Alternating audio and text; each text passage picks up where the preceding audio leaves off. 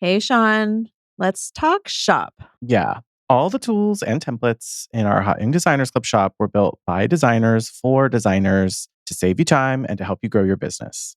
I think we did a good job focusing on making them beautiful while being completely customizable and at an affordable price point. Yeah. So head to shop.hotyoungdesignersclub.com to learn more and save 10% off your first order.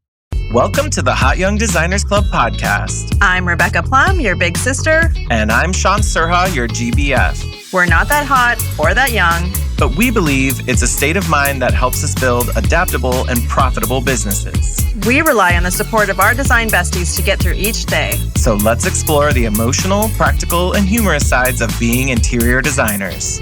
Welcome to the club. Hey, Shaun. What's up, Rebecca?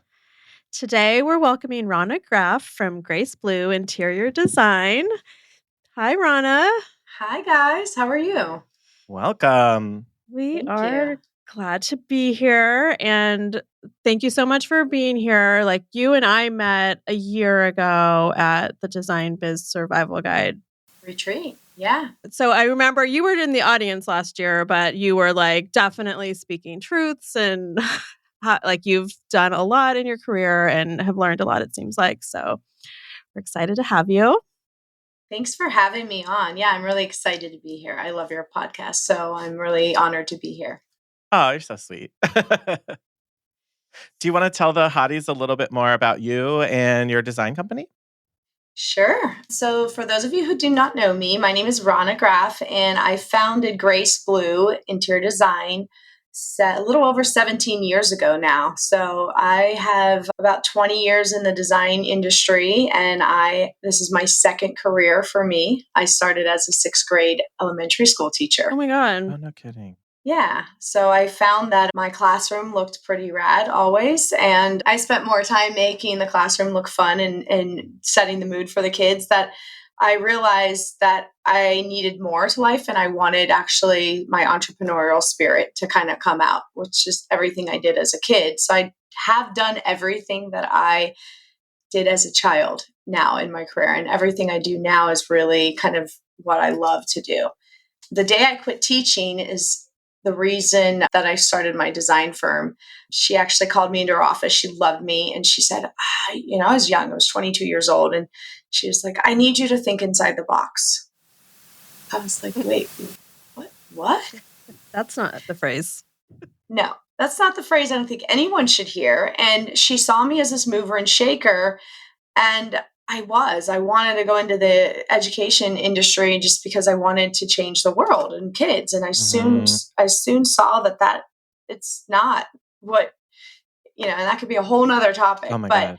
It's very status quo oriented. Absolutely. Like, don't rock the boat. We're not changing anything overnight. Don't get wild. Don't get wild. Just do what you're told, teach the curriculum, and just do your job. And literally I sat back in my chair and I went, wow. And that was the day I quit teaching. So I fast forward, had to figure out what I want to do when I grow up again. And my best friend, I had just bought in my first townhome, and he said, why aren't you an interior designer? And I looked around and I looked at what I did and what I love to do. And I said, yeah, actually, I love making things beautiful, and I love making. So I got my butt out there and I started looking at design schools and which ones were accredited. And I went back to school at IDI here in Newport Beach, got my degree. I was fast forwarding it because I wanted to get out the door and start my business. I worked for a model home firm, a pretty prominent model home firm, during the worst economy of the year of the time, 2007. I decided to go and work for a friend to learn how to run my own residential design firm. So I got out just in time before the economy took a big tank. And that's when I got pregnant and started my design firm in literally the same week. Oh my God. So did you know your it was hands all weren't happening? already? Yeah. So it was kind of fun because I had 2 babies. I found out very quickly that my baby was going to be a boy. And so the name Grace, people always ask me, where does Grace Blu come from? And the name Grace to me was my favorite girl name. And obviously I wasn't having a girl. So my son got named Mason, and my company got named Grace Blu. And blue is my favorite color. And I always wanted it to be more of a brand and a collaborative of creatives. But I started the design firm in 2007, and that's when the economy tanked. But I thought, you know what, if I can make it during this economy, I can make it anytime. And I learned a lot of lessons when the economy was down. Also, do you think that if it had happened before and you were still teaching when the economy crashed, would you have, do you think, been hesitant to make the leap then? I knew I wasn't happy teaching. Yeah. I just think it all worked out exactly the way it was supposed to. Totally. Yeah. Yeah. Yeah, and who knows? Like, yeah, that leap might have taken longer to get to, but it was like the push that you needed when it was meant to happen to get you out of there. Yeah. And I'm a big believer in you got to go through pain to get to the other side. So it was rough in the start but I learned a lot from that perspective. Whereas other designers were moving out of their offices, I was like bright-eyed, bushy-tailed moving into an office.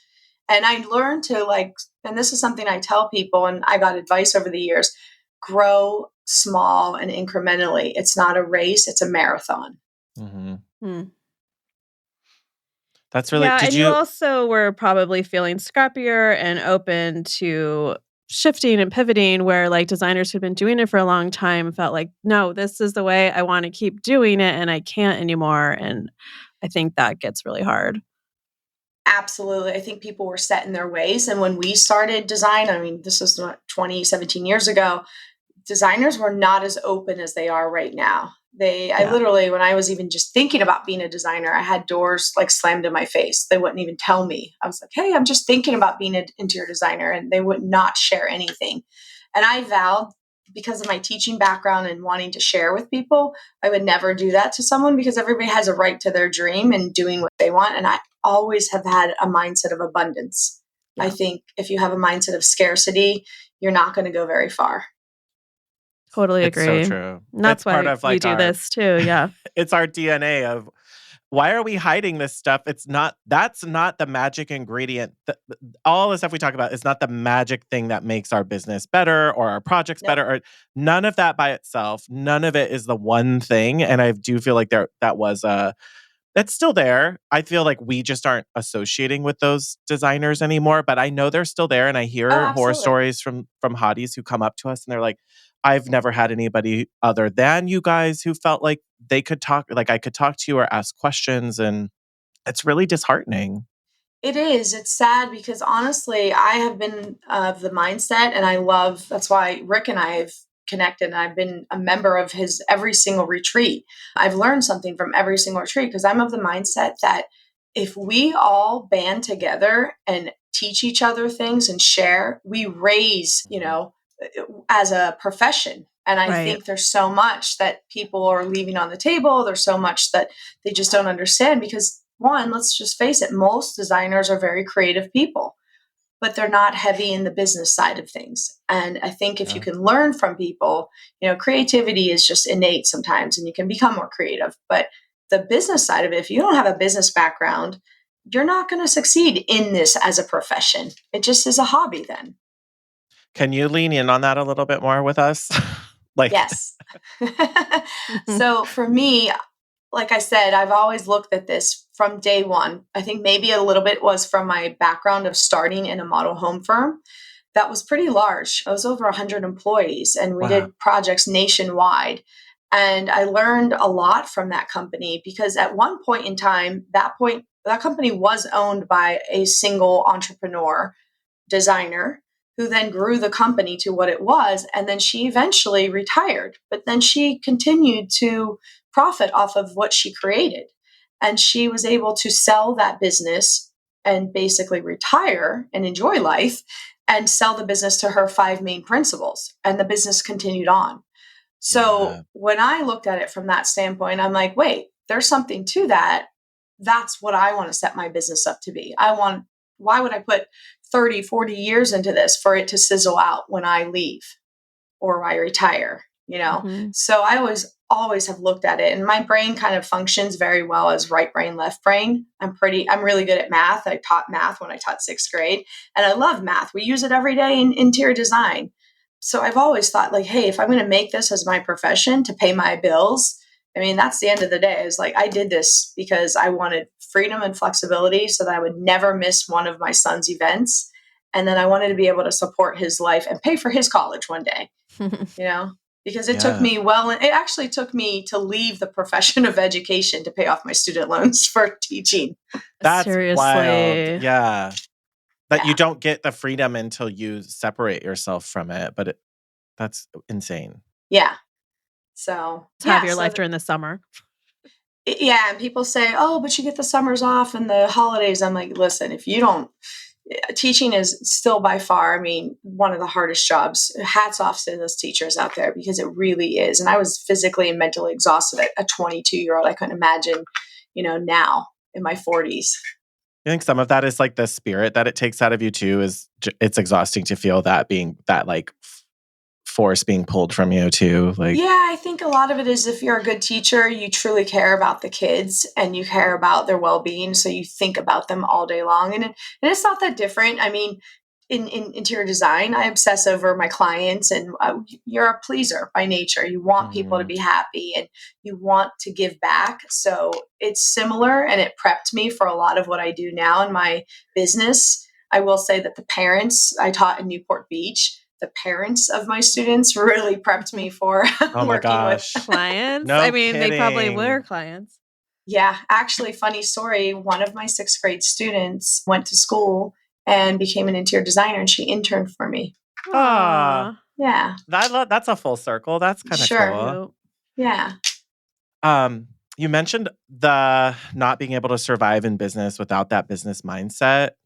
And we've had conversations internally. I don't know how many of them have made it to air, but there is this idea that we've been bouncing around that it's not for everyone. And that for a lot of designers, there are a lot of things they're ignoring or not paying attention to or not getting their minds wrapped around. And like, maybe it's this weird idea of like, while everyone could do this, not everyone is like built to be able to handle the way this industry works. Are there things that you've either learned from or you see people doing that you're like, please stop, we need to help fix this? Yes, absolutely. The biggest thing is, not everybody's cut out to be a business owner. They may be cut out to be a designer. And there's a huge distinction. And I have always said, like, read as many business books as you can before you decide to jump into business. I mean, it's one thing, and there's nothing wrong with not wanting to be a business owner, or there's nothing wrong with wanting to be a business owner. It really is. You're made from a different mold, because you kind of want to throw up every day. I'm not going to lie. Like you kind of have to have like the stomach and the go, like it's a stressful like mindset, and you either have it or you don't. It's that chutzpah, that like that grit of like, am I going to make money tomorrow? Like, it's not just guaranteed. Right. So you're hustling. Like, you're a hustler. How am You're I like, going to make money tomorrow? Yeah. Absolutely. It's like, how am I going to pay the bills? How am I going to pay the rent? How am I going to pay employees? Like, it snowballs into that. So you have to have that mental fortitude, I think, to be an entrepreneur first and foremost. I agree. And like designer second. Like, you go into it thinking, oh, I'm a designer. I love designing houses. And then you're like, oh, I'm going to do this on my own. Well, there's so many more facets to it. Like, where do the clients come from? Yeah. And then when you got to pounding the pavement to get the clients, and then that's pulling you away from becoming a designer on the day to day. So you have to juggle, and that's just when it's just you. And then you're like, okay, I got to hire someone to help me, but I still got to design, and I have to pound the pavement to get the jobs, and I got to market myself, and I got to meet and talk. It's a lot. It's a lot. One of my favorite books to tell anybody to read, to even think about if you want to be a business owner, is The E-Myth. Hands down, first book to read is The E-Myth. And if you guys aren't familiar with it, I highly suggest reading it. I have it and haven't read it. I think it's such a good book. Right? What's the concept? So it's basically the concept of the E-Myth is, the E stands for entrepreneur. And most people think they have like the entrepreneur bug in them. A lot of people who start their own business, but not necessarily. You do have that. And so it talks about, in order to have a successful business, you need 3 types of people in your organization. You need the entrepreneur, and that's the big idea pitcher. That's the person that has the guts and the like, hey, I got this idea, let's implement it, right? Well, then you need the technician, which a lot of designers are just technicians. They're not necessarily entrepreneurs. And the technicians are the people that actually do the tasks that they're, whether it's a pie maker they use as an example. Susie Pie Maker, she loves making pies. Well, she doesn't necessarily love being a business owner. She loves making pies. And then it sucks the life out of you of making pies, right? You're like, Yes. go into business. You made amazing pies. Well, it's the same thing with design. It's like you may just love being a designer, but you may not love being a face-to-face and getting the clients. And then the third person in any successful business is the manager. The manager oversees the entrepreneur and the technician. So it's like a full circle. These three people, key elements need to be in your business to be successful. And I can hear it as you're describing it. Like we can see how that translates into, like this is the person doing the drawings or the spec sheets, or that's that technician. And some designers get stuck just in that phase and they're not really running the business. They're just creating the work itself. And when you're a solopreneur, you basically need to be able to wear all three hats. Absolutely. And most Or people outsource. can't wear, most people can't wear all three at the same time very well. It's hard. And I think I do think that is a good way of thinking about it, because it's also like, even if you can't hire, you're not ready, like outsource the technician bit, or those things can be done. The manager things seems hard to outsource though. Yeah, it's hard. I personally can't stand managing people. Like I am not a micromanager. I'm like, I want you to, be on your own, self-sufficient. So that's not. And so I actually, along my career, figured it out. Like that's not my strength. So I need to have someone to help do that for me and have that person for my designers to now go to and help manage them. So on that note, what is your team looking like right now? So I'm going to share with you the fact that I have grown my team from, I've been all over the place. I just, finally had to figure out what I want and what type of team do you want and what type of projects do you want? Like, what is your vision for your company? Because you may be very comfortable with just one or two people, being a solopreneur with an assistant, or maybe just you, or you may like a small team of like 5 people. Or you may like a larger team. Like my firm now, we have about 16 people working in the office. Wow. And I love it because one, it works with my business model of we love to do high-end luxury homes. And I also like to do some of the smaller homes that in smaller remodels and smaller projects that kind of, so we have enough, projects that kind of fill everybody. And what I've learned is I've went from 7, 8 people down to 3 people, down to 10 people, down to 3 people during COVID. Wow. And then I was like, COVID really made me really look inside and go, what do you want? What do you want? I mean, I had this big office, 2,000 square feet. I mean, it's not huge, but it's a decent size. That's big. Yeah. And I've been here for, going on 6 years. And I love this space. I put a lot into it. And I had 3 people during COVID. And it made me go, okay, there can be more people in here. And what do I really want? So I put my vision. I'm a big manifester. I'm a true manifester. Like you set your intention and you put it out there and you tell people what you want. Mm-hmm. And I remember going, I want new construction. I really want new construction and I want to finish the projects all the way through. I love seeing a new build all the way through to the, and it started happening. And I had a design friend approach me, and she is truly an entrepreneur. She is not a technician, truly. She loves the hunt of getting projects. And so she approached me and said, hey, I'm a mom, and I don't really want to have a staff, and you have some staff. What if I start bringing in jobs to you, and you kind of run them under your staff, and I'll bring jobs in? Well, what that did to me is it made me go, okay, I'm going to jump in when I feel uncomfortable and start hiring people. Because I was amping and rearing up to like bring on her jobs as well as mine. So it was like a collaborative effort. That was the kind of catalyst for me to go, okay, what I learned from that is take risks when you aren't comfortable. That's going to push you and it's going to make you reach that goal. Mm-hmm. So now that I started hiring people, I was ready to go with these projects that she was bringing in the door. Ultimately, it didn't work out with her because I needed something more. But what it did, it showed me that like, okay, I have the staff. Now I got to get out there and hustle and get the jobs more. And then I started we started expanding. We started taking on jobs, and we had like 3 designers.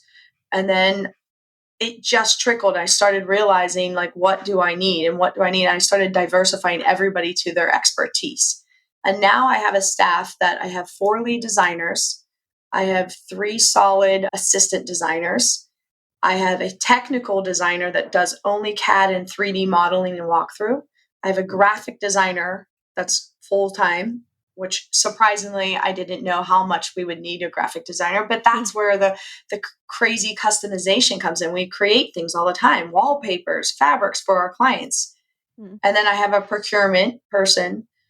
And then I have marketing, full-time marketing and like creative person, which she approached me. I didn't hire her. She approached me and she said, hey, I'm not a designer, but if I were, this is what I would do. And she sent me this kick-ass presentation on some cool app that she put together a room. And I called my entire staff in. I said, check this out.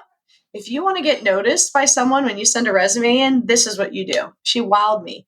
And I called her and I interviewed her, and she was like, I'm not a designer, but I'd love to be in the design industry. And so I literally made a position for her, and it's been the best like decision I've made, because she really helped us like showcase our brand and showcase the fun that we have at the office and our creativeness. And literally, because the principal told me, think inside the box, that's my motto on our door in our office, design outside the box. It's wild to me, the courageousness that goes into that. Oh, I'm going to like bring on this other person and pay them for something that I don't think I'm like, even if it's a designer or if it's marketing or if it's anyone, there's no guarantee that what they're going to do is going to pay off. And so it is a calculated risk, but it's really challenging to go into that as, for a lot of designers, if they're on their own and they know they need more work, they think, oh, I'll aim low and I'll get like an assistant. They're usually not thinking, I'm going to bring on marketing or I'm going to bring on a senior designer. They're not someone going more bigger. experienced than me. Yeah, Right. they don't want to be like shown up or something. Did that ever cross your mind as you were doing that? No, I'm a seeker of truth and knowledge, and I love learning. So, like I said, I read a lot. I read a lot of books. I listen to podcasts. I listen to everything. And one thing, the resounding, like reoccurring theme is hire people who are better at things than you are. Mm-hmm. And you can only be so much. There's only so much time in the day, and there's only so much like you can do. Like as long as you have those ideas, that's where it comes back to. I'm the entrepreneur. I'm the idea. I'm not going to lie. Sometimes they think I'm crazy. And sometimes I pull back and go, I want to listen to my staff and honor them. But then at the end of the day, like what I learned from that is I am the driving force that's got us to this point. So just trust your gut. And sometimes when you're crazy, those crazy ideas pay off. Because my staff at the time probably thought it was crazy bringing somebody on to be a marketing person and a social media and creative. And her position has evolved. But it was a risk that I knew I had to take because I knew I couldn't do it anymore. Shaun, we were texting at midnight. I'm like, that's my time. That's when I would go and sit and do all my social media posts because there's only so much time in the day, and I need to sleep at some point. Or theory, like me, like I just shut it off and put it away for a couple weeks, which is terrible for growing that's what new happens. clients. You burn out. Yeah. Definitely. So it was definitely a risk. I have to share this with you guys because I've had the pleasure in my 17 years of meeting like 3 major like key players in our design world. I don't know if you guys know Barbara Barry. Yes. I know. I don't know Barbara her, Barry, but yeah. but I don't know of her. her. Yeah. So Barbara designer, Barry is this like legend, beautiful, graceful designer. She's done lines with everyone like Ann Sachs, Kravitz, blah, blah, blah. So She's I like a actually licensing genius to get her she stuff is. out there. Yeah. Amazing. So like I had lunch with her years ago at an event for Kravitz. And I asked her, I said, Barbara, if you can give me one piece of advice, what would you tell me to do? And I'm sharing this with you all because it's been key to me. She said, do everything you do with love. And I was like, awesome. Okay. I love that. And then she said, and learn to say no. I was like, okay, got it. Now, Because fast if forward. you don't love it, then you're saying no, right? Exactly. And that helped me so many times. Like, you don't have to, in the beginning, you take on every single job. You just want, your hands in anything you want. You need it. You got to keep the bills going, You Yes. have to pay for everything. You're scared and you need it. You have to. So yeah, you have to in the beginning. But then when you get established, it's not good to say yes to everything. Mm-hmm. Even for your mental health, it's not good. It's not good for you personally. It's not good for your family. It's not good for your staff. It's not good for anything. So that's been amazing. And then a few years later, I, met Kelly Worsler at a book signing, and I asked her the same question. And I said, Kelly, if you could give me any piece of advice, what would you give me? And she said, learn to take risks. She would know. She would know. knows. And Yeah. I'm like, okay, those two, and it's a perfect, beautiful yin yang of advice. Right. So Yeah. I think I've used both of those. So you have to take risks, calculated risks, and you have to say no, and you have to do everything you do with love. And if you keep those at your core, I think your business will grow. And then a lot of other things. And that a million other things go into that. I'm trying to like think about, we talk with a lot of designers, even offline and outside of stuff. And this, like, there is a lot of fear and anxiety. And I feel like even in like the best of times in our industry, everyone's always waiting for that next shoe to drop. Like that's always, it doesn't go away, whether it's back to the recession, or like all the way forward to COVID. I do feel like it's something to be expected that in every industry, there's always a cyclical nature. Stuff always moves up and down. And I think what's most scary for a lot of designers is their business isn't built around the down period or to be able to weather the down periods. It's only built to survive the up periods. And that's just a frightening place to live in.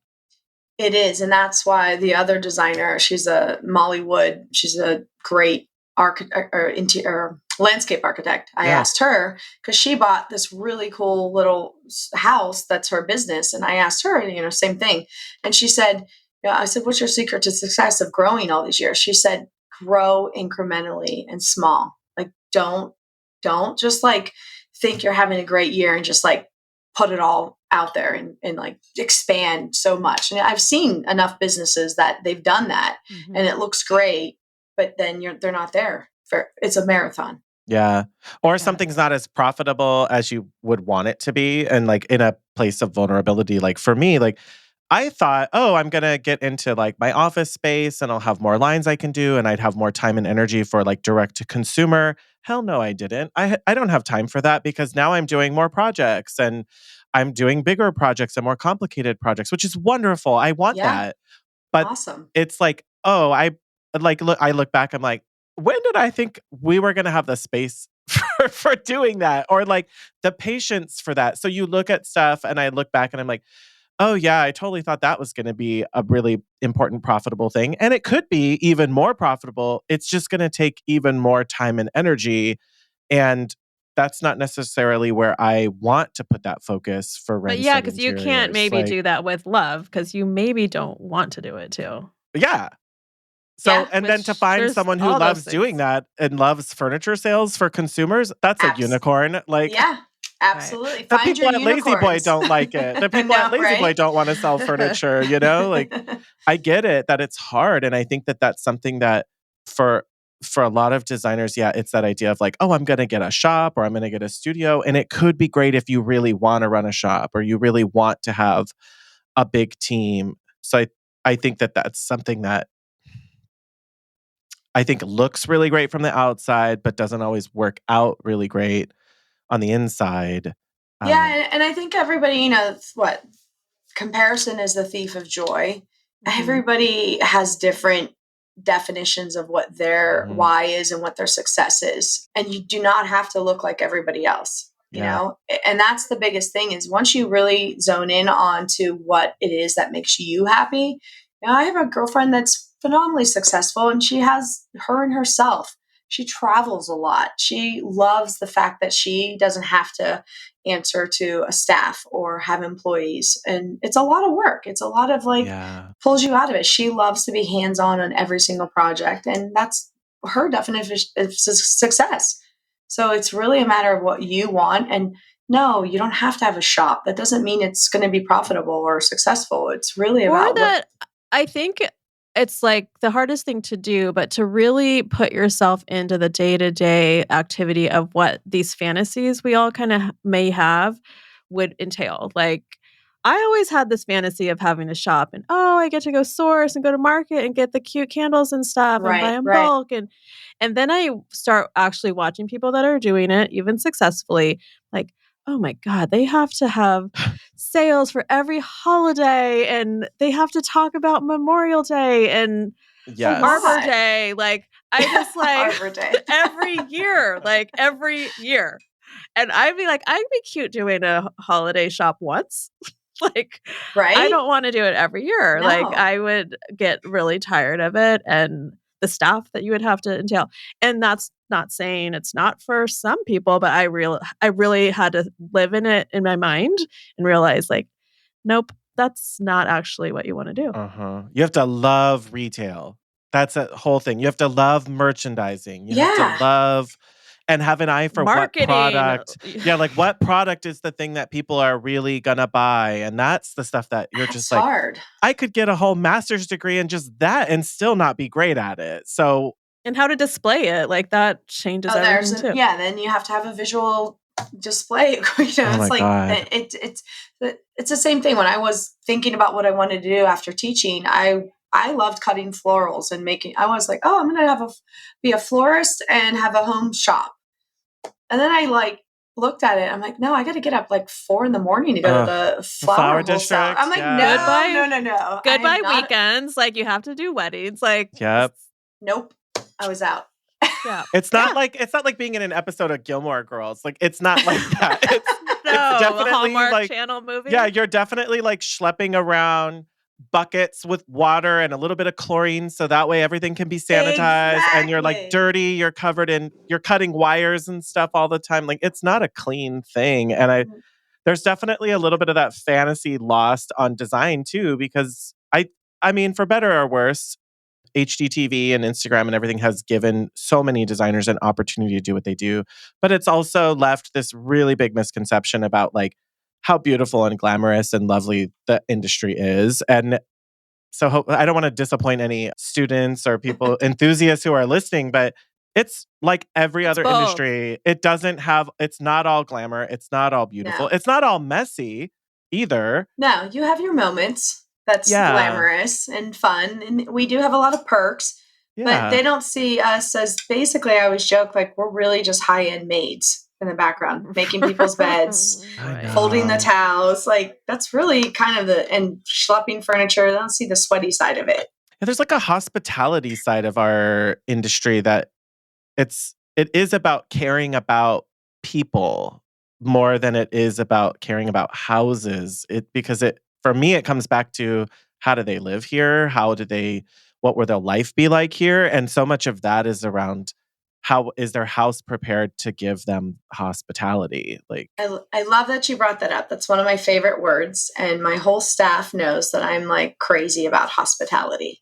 And I think it's so important as interior designers. So if I can kind of share this little example that happened to me. So, I started realizing in order to understand our luxury clients, I need to kind of understand where they travel and what they're used to so that I can give that knowledge to my team. Because you have to understand where these people live and exist and travel and what they're used to. And so once I went on vacation to the one and only in Palmilla in Cabo. I don't know if you've ever heard of it. I've highly heard of suggest if you ever get the opportunity, you should go. It's beautiful. And I wake up and I get up and it's late. I sleep in and I'm going to go to the pool and I'm so wanting breakfast. And I walk to the pool and I get there and, the waiter comes over and I said, oh, it's 11 o'clock. He's like, I said, is there any way I can get eggs and toast and coffee? Because I know that it's breakfast is over. And he went, he put his hand over his chest and his heart, and he went, "Of course, you're at the one and only. Anything is possible with the one and Ooh, only." it's like the White Lotus. Right? But that was like, yes. Okay. That just like bing, bing, bing, everything went off in my head.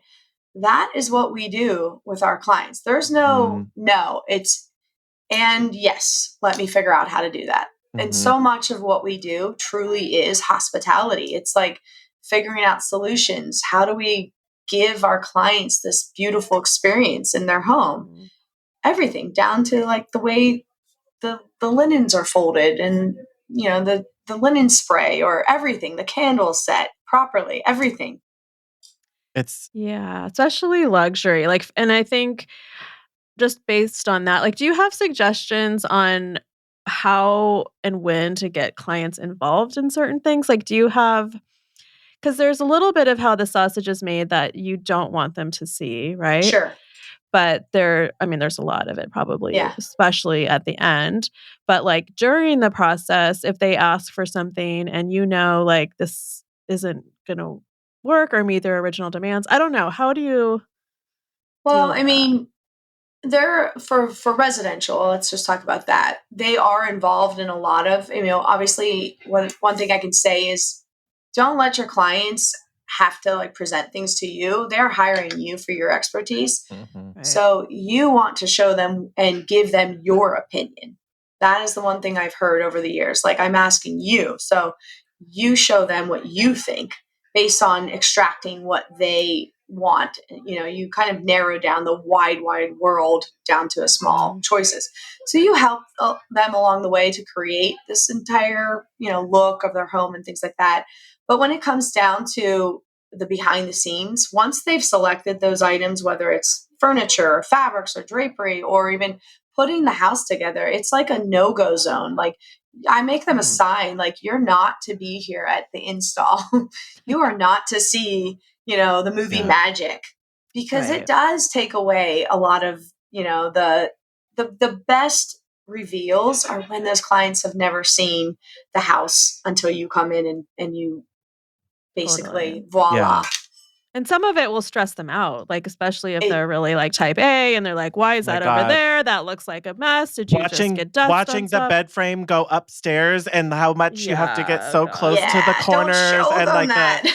no, it's so stressful for them to No. watch. Oh my God, you're drilling holes in my brand new wall. Like, yeah, that's how art gets hung. Like, Yeah, they it's don't too know much. how they don't know how things actually are made, you know. And I think even some of the younger designers, when they come out of design school, they don't know like what really goes No. into it.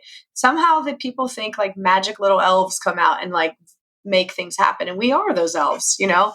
You're behind the scenes, but they don't need to see that, because then they don't see things completed. They don't see things how they're layered. They don't see the big picture. And I They may just tell start people, questioning things yep, before it's Right. time, and they don't need to see you cutting a rug pad, like, nope, they don't need to no, see because they're that. like, why isn't that the right size? I'm like, Yeah, no, yeah. it's kind Did of you how. order it wrong? Like, Yes, no. Like, Yes. that's funny you talk about their like don't let them present ideas to you, because Yeah. I'm just thinking about lately as I'm talking with clients. I'm really it's multiple fold to this, because I'm a very thoughtful, strategic thinker. That's just where my natural state lies, and not everyone wants to know my thought process. I'm right, like that I will for the rest of my life be fighting that, but yeah, I like to share knowledge when people are interested, and some clients are and some aren't. And I'm learning more and more to pay attention to the clients who don't need the why or the justification. And and now it's easier to say to those clients, I don't have the same concern that you do. I think this is still the best course of action, or this is still my recommendation, or like I'm learning to sit with that. And it yeah, is hard, because anything is possible sometimes. With time and money, I can yep, create whatever they're imagining. And I don't need to keep explaining that to them that's possible. It's just, this is the recommendation I'm giving you based on what we know. Like, this is absolutely. in what you And, told me you wanted. I'm making the best decision I can. Here it is. Like, yeah, I think the best thing to do is know that in design there is no one size fits all. mm-hmm. I mean, what we do is literally, I say it's like creating a lottery combination. It's a 1 in a billion, like the things we put together are so hand selected and curated, it never will exist again. And that's just, we're creating a lottery winning combination. And you have to look at your clients and go, your general process needs to be the same, but you really need to listen to clients because they're all different.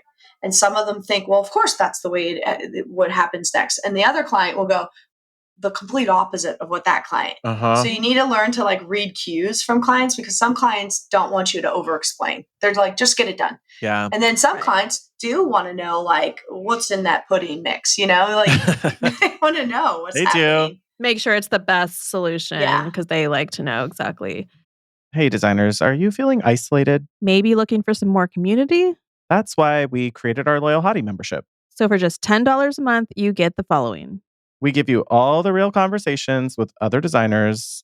Every month, we host a Hottie Hangout live on Zoom. Once a month, me and Shaun do an exclusive episode. This is the less filtered hot tea version of the podcast with video. Yeah, because you need more of that. You do. And we have a private Facebook group that's just for the loyal hotties. It's a safe place where they all connect and share information and resources with each other. You can find it at www.patreon.com/HYDC to sign up. So what is your onboarding process like, especially with luxury clients? Because that's like I guess that's more of what I was wondering. I have a client right now that he didn't want to fill out a like freaking 10-page questionnaire, he's like, I just want to talk to you for a while, show you what I like, what I don't like, and then go do the do. This is, okay, you're getting into my like secret sauce here. This is my jam. This is what I figured out. And I'm going to share this with you and your audience because it has been so successful for us. And it's really helped us like have clarity and it doesn't feel. So what I would suggest is like have your process and do it and just repeat it no matter what.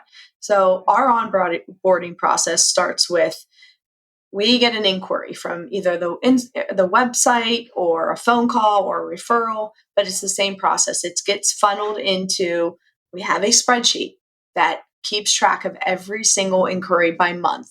And we have it by year so that we can track data. I'm a high believer in data because when you see data and then you can see where you're tracking your leads from, what's working, is your Google search working, is your Instagram working, is personal referrals working? Those are things that you need to know so that you can run an effective business. And so that you can see, hey, why is it down from January of 2024 to January of 2023? What happened? And you can start to see trends. So as soon as that person inquires, we automatically fill them in this running spreadsheet. And then I've always believed this, even when it was just me, I got advice from a designer and they said to me to have someone make that first phone call and sell you and talk and get pre-qualify the client. Someone else. Yes.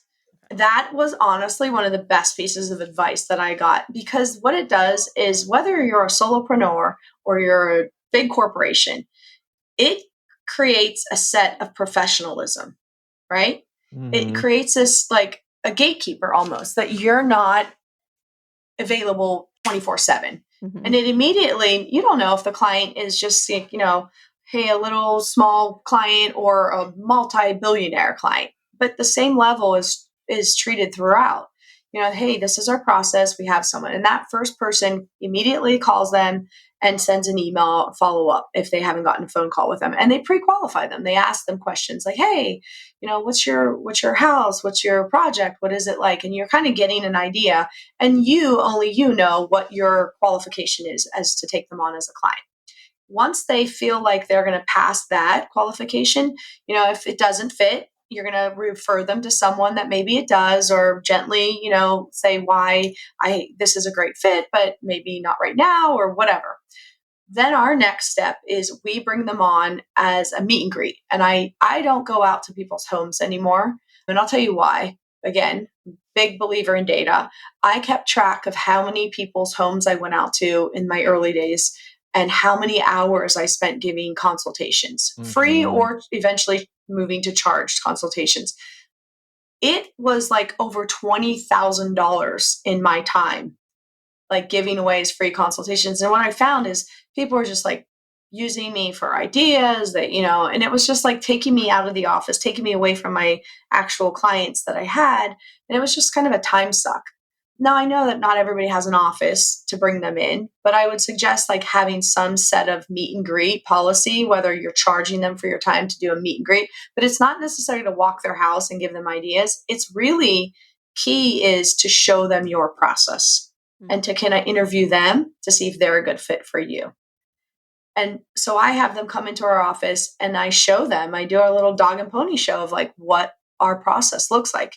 Here's what we do. Here's our next steps. We create a mood board and then we create a scope of work. And here's how our whole process by working. So at the end of that meeting, they know if they want to move forward. And that next step is to create a mood board and a scope of work. And I charge for that.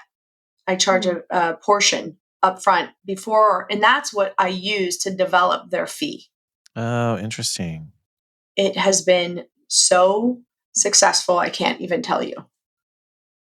And so is that cost of that applied towards a larger project, or is it's its own standalone fee regardless? Yes. And I will say about 9 out of 10 people do that scope of work and mood board, move forward. Because at the end of that meeting, they come back and they meet and we review the scope of work and we literally develop their budget for the project and their design fee for the project. And we also show them their mood board and they can develop the mood board and give us feedback. But that pays for about 10 hours worth of time that it takes to develop that, because it's a lot of work to develop a scope of work and to really hone into the design fee. But what this is doing is setting us up as a company for success, that I have a tangible number that I know to plug into my projectables for business. Do you also sell that? Like, there's a lot of contractors here doing pre-construction where they charge to create their pricing and they go in and like look in the attic and do all the stuff. And their selling point is that they are giving a more confident bid. Yep. And it's going to be pretty much as expected unless something really crazy happens. Exactly. That's essentially what this next step does, is it gives them the next step to like, okay, now that you're committing to that, now I'll go to your house if it's a remodel. Now I'll like walk through and truly define. And that's where we go and we bring the lead designer that I assigned to the project. And that's where we really take a lot of notes and really define the scope. And then we go back to the office and we really line item. And the template that I have created is already pre-filled out.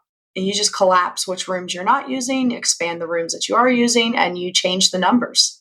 And you say, oh, okay, we're going to do a living room. We're going to do a kitchen remodel. We're going to do 2 baths. We're going to do a powder room. And then we're not doing a theater in this room. So you collapse that. And this scope of work is like a spreadsheet that's already set up. It's ready to go. And then when they come in, we review it.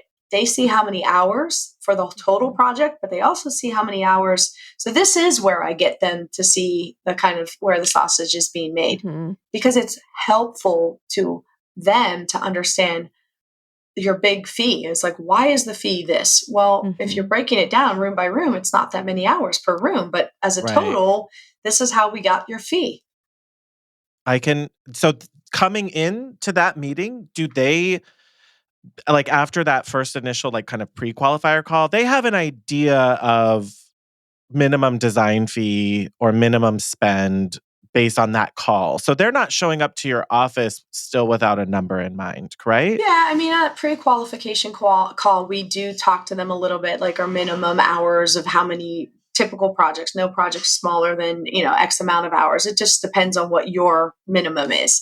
Okay. And they know that. And so if that fits and they fit that bill, okay, let's move you forward. Let's come in and meet Rona and let's meet, the team, and we'll sit down with you and we'll walk through your house and really get an idea. And then you're also going to see our whole process. And that's really your show and tell. That's where you're selling them. And it's also you're seeing if they are really a good fit for you. Not everybody that walks into that, you really see that, you see how people interact. You see if you really want to work with them. Yeah. Yeah, that's a big part of it too. And hopefully you respond to them personality wise or style wise, but that you want them to respond positively too, that they go, oh, we like we like the stuff you're showing us of your process and how you document and what it looks like. And if it jives with what they're doing, it makes it easier to write up that proposal. But Yeah. Because, I mean, at the end of the day, you become close with these people and you're there, sometimes a year, 2 years, Right. you got to kind of like the people you're working with. yeah, no Ideally, kidding. yes. Ideally, yes. That goes back to do all things with love. Do you do this? Right. Is it a flat rate for you guys when you do that? Yeah. So and I would have died on my sword years ago about hourly. So I've shifted. I've become a converted flat fee person, but for two reasons. One, we were constantly chasing people with the hourly. They were feeling nickel and dime. Even if I gave them like, hey, your fee is going to be $25,000, those monthly fees and design monthly retail, people hated them. People hated feeling like they were being nickel and dime. I hated it. I hated sending it. My staff hated sending. I still make everybody in our team track time. You have to, because you have to see if you're aligning to what that fee that you set. And so that you can use it as data to look back and go, hey, we really screwed up on this last project. No shit. Yeah. Or it keeps you, and we have it in our contract. This is what we think the project should take.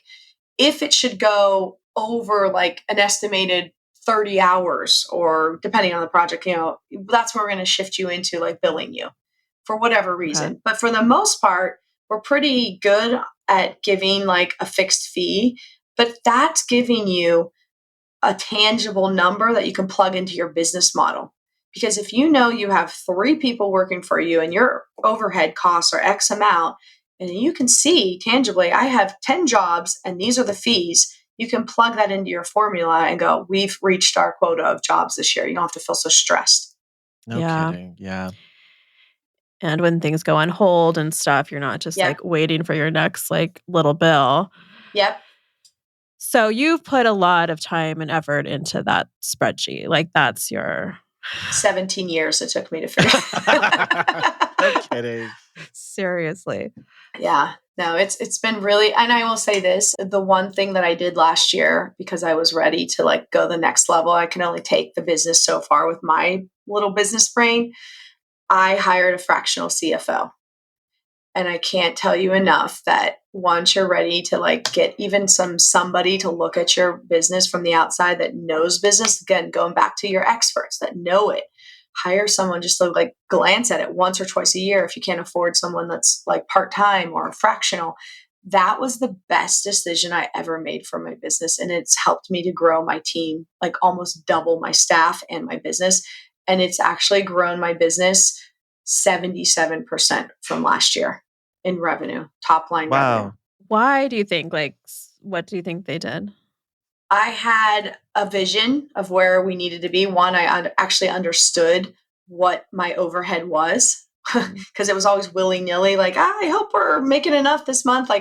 And shifting from the project fees from hourly to project fees and knowing like what the project spends will be, I had numbers to plug in. So I was able to forecast. Yeah. That's the biggest thing with a CFO that they look at. They are able to plug in numbers and, see what your overhead cost is, see what your rent is, see what your monthly expenses are, see what your salaries cost you. So once you know that number, then you know how much revenue you got to generate to hit that number. And then anything over the top of that is your profit. Right. And that makes those scary decisions we were talking about earlier less scary when someone tells you, Rona, you could definitely hire another senior designer. What are you talking about? Like you're going to, you have excess revenue to cover that person or to invest in that person because they're looking at all your projects 3, 6, 9 months out. That's the key. So that's now the person that tells you that. They're like, shut up, it's not scary. You have that money. You haven't made it yet. It's not billed yet, but you have all these phases coming up where that's going to hit. You can afford to grow. Yes, you can. Hey, you lost a project. Guess what? Don't freak out and start going and calling everybody. You're fine. Like exactly. She's like my like personal like security blanket. Yeah. Right. She's like, I am holding on to her. I'm like, can I hire someone? She's like, absolutely. You're good. Now's the time to hire someone. And then she plugs in the numbers and like salaries and what that person, what you can afford and things like that. It's really been like mind blowing for me. And it's given me like creative, like, I can breathe. I don't have to stress so much. Now I can go do what I'm good at. Yeah. I was talking with a Sounds really designer nice. just the other day about they have a number of freelancers, which I think I mean, I know we've seen a lot of designers who work almost exclusively with freelancers, which is Yeah. fine if it works for their model. Yeah. And they were like, we're paying this one that's like a set of freelancers, it's a team of freelancers, like $120,000 a year. And I was like, and I was like, well, how much time are they? Because they also help with like ordering, like the procurement, getting orders out, getting proposals out, tracking all of that, placing orders. I was like, okay, so they're like kind of in the bookkeeping side. And then they also have someone who's doing renderings for you. So then by the time they were saying like, oh, does this actually make sense? Like to be giving them all this money? I'm like, well, a 30-hour a week assistant is going to be a big chunk of that money if they were Yeah. full time on your team. And then a renderer is going to be that. I'm like, do you really have enough time to fill procurement full time for someone like this? Like someone with all that expertise. Yeah, would be by the harder time to you find. divide up because it's a freelancing company that does this, where they have different people depending on what you need. Like, you would never be able to find the talent that they have for that money and then use 10 hours of an admin and 5 hours of procurement and this. Like, that person doesn't exist for you to bring on and train and teach. Right. So in their case, when we were like talking about it with them, it didn't make sense for them to get rid of this one agency who can do all of that for a really reasonable number when you break down how much time they spend. Absolutely. That sounds great. But they couldn't, it's until they get to a place where they can really get those full-time, very well-qualified people, it doesn't make sense sometimes. And it's good to have like people who can see that for you and say, you have just a little bit of stretching still before you're there, or you have a little bit of a growing pain. If you want to get there, it's going to be a little bit of a hurdle. Are you willing to do that? And sometimes you need that person to like nudge you or hold you back a little bit and go, can you wait till next quarter? Or Exactly. it's good to have them in your corner. Yeah. It's been super helpful for me. So what does your main day-to-day role look like, if you even can have one? Like, how much in the design are you? And so my main position, I would say, is I'm overseeing the team and overseeing all of the projects. So I have the lead designers. They are the ones that are doing the day-to-day communication and the day-to-day tasks to execute the design. I would say, kind of like the creative director of it. I'm the one that's meeting with the clients from the first onboarding process to creating the contract, and then it goes to the lead designer where they start onboarding them from that process of the design. And so all of the major meetings, we have a kickoff party once they sign the contract. It's a fun, going back to hospitality. We like pop champagne and say, welcome to the team. We have them have a little gift bag and kind of go over the contract and have like some, information for them. And then we really use that as our like first project. And I really am a big part of that to understand what the clients want. And then we have our first meeting that I'm involved in. So I'm involved in all of the major meetings. And then any job site visits, I'm usually there. A lot of my day is spread out. I can't check my emails, to be honest. I actually had to hire someone to help me check emails because I'm just not at my desk anymore. And like the one time I'm checking emails is in my bed at like midnight, going through my emails and talking to Shaun on Instagram. Like, that's it. No time anymore. No. If you're putting your eyes on everything, it's really hard. It is. And I'm not a micromanager. So I kind of give my direction of where I see the project of like, hey, you heard, and the designers are there with me to kind of understand what the client wants. So we create the mood boards together. They show it to me. I edit it, give them my feedback. And then they're pulling materials and I'll like give my feedback on things. But at the end of the day, it's really a collaborative effort here. Everybody kind of becomes owners of their projects and we all kind of work together. And that's always been my vision. It's never been just about me and what I want and what my design style is. And that's, to me, kind of fun because we do all different styles of projects. There's not one particular style that we focus on. That's really cool. So yeah, you still get to be creative, and the visionary, I feel like, is your role. Yeah. And you're starting to dip your toe into helping other designers with this by way of like the Design Biz Survival Guide retreat, but you're doing some more things too, right? Yeah. So yeah, just by sharing, and I guess just because of my nature is a teacher, I've always kind of coached and helped people, like friends, and they're like, "What are you doing?" And I'm like, "Well, sharing." Always, like, "Hey, this will help." And then Rick and I have always been on the phone with each other over the years. We went to design school together, and we've Oh, I didn't shared. know that. Yeah, we did. Yeah, we started our business the same year, which is, he loves to call himself a recovering designer, Uh-huh. and it's funny, but I've leaned on Rick, and I've used him as like a coach, and I've, heavily, because he has so much broad experience now, and he's talked to so many designers, and I'm always like, what can we do to elevate our profession? So I'm all about helping and sharing, and it's someone said, well, why are you giving away your secret sauce of what you've created? I have no problem sharing, because you're still going to put your personal touch on it. You're still going to twist it your way. Yeah. Someone said to me the other day, they're like, well, Steph Curry can teach someone how to shoot a 3-pointer, but they're never going to shoot a 3-pointer like Steph Curry. Right. But you can give them the tools and Uh-huh. now to perfect theirs. So I've now shifted into like speaking at the retreat and being on a few panels where I've shared this. And then I've created these templates that I'm willing to share and do kind of like a one-on-one coaching with some people, just because I want our profession to be elevated. And so us all to be similar on a level playing field. So at least that we're not undercutting each other, because there's nothing that bothers me more when someone comes in and goes, oh, well, your competitor did it for a third of the price that you did. Right. Oh my God. Well, Yeah. how does that help any of us?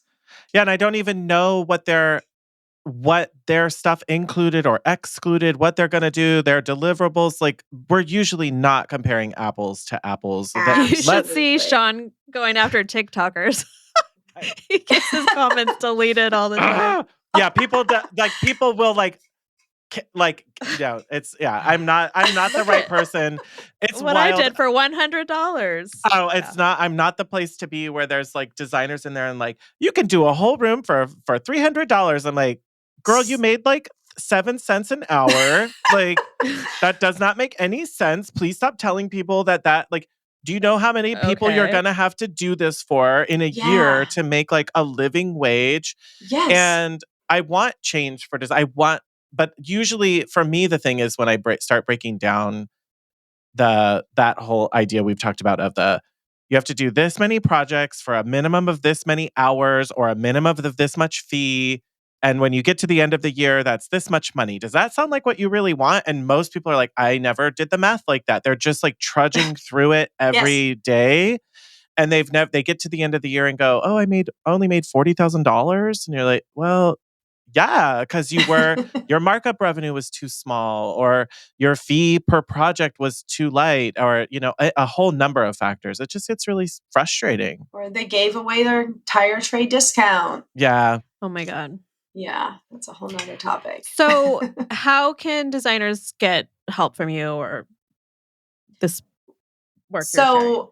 So anybody can email me and let me know that they're interested, and I can, set up a time to talk to them and share the templates. I am selling them now, so I've had enough interest that people are like, yes, I need those. So they can email me. I think eventually I'm working with someone right now to kind of get it up on my website. So it will be up on the website soon, and they can go to our website and email me. It's www.graceblu.com. There's no E at the end of blue. Or just DM me on Instagram. At midnight. At midnight. Exactly.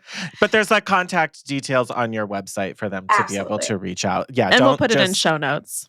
Cool. Yeah. Everybody don't just start showing up like texting Rona. Because we're all busy, and I know that that's something you want to make sure you guide it to the right place for stuff like that. Yeah, absolutely. And they should follow Grace Blu on Instagram as well. if you want to laugh, we don't take ourselves that serious. We you guys do fun. Fun stuff on there. Yeah. Thanks. We try. I mean, we don't show the 90% of the time we're all heads down working on the computers or doing, but we got to show. Right. It's like, that's the TV magic. No, we show fun stuff, and we get along great. The team is, honestly, they're awesome. I have an amazing team. I love them. And we have fun, and we do goofy things just because it breaks the day up, and we kind of enjoy what we do. So it works. Gotta love it. Do Thank it with love. Thank you so much for being so open with us today and talking about your growth and your journey and the things that have really helped you to grow. I think really one thing that really jumped out at me was that idea of like growing incrementally and small, like sticking with what works little by little. There's no need to make giant iterations on stuff. And these small changes make it possible for us to pivot and change so much faster. So it's really big. Yeah. You want to know the timeline it takes to be an overnight success? Like 20 years. It's about 15 years. Yeah. That's what they say. I mean, it's true though. That's when I started finally feeling like I had my footing really grounded. I know. 15 years to an overnight success. So. And I see that too, even with like actors or people where you're just like, oh, they've been doing little stuff for the last better part of a decade before you finally start to realize that they're around and who they are. And like, we're not the only industry that's like that. You get a few rising stars that catch it on the first attempt. They get their first project in Architectural Digest. Sure. Sometimes it happens, but it's not rare. that often. Yeah, it's rare to be that star right off the bat. Yeah. Yeah. So just keep going, keep swimming. Yeah, keep at it. Yeah. That's really helpful. Thank you so much, Rona. It was great to chat with you again. And you have me thinking that onboarding process really got some nuggets in there. It's important. Yeah. Keep track, keep your data. It's really cool to see. Absolutely. You're so welcome. Thank you for having me on the show. You got it. So until next time, stay hot, designers. Thanks for listening to the Hot Young Designers Club podcast. For more on what we talked about today, check out the show notes. Your support helps us grow, so share with your design besties. And subscribe and leave a review on Apple Podcasts. Our conversations continue on Instagram. And be sure to download our monthly resources on our website and our Patreon.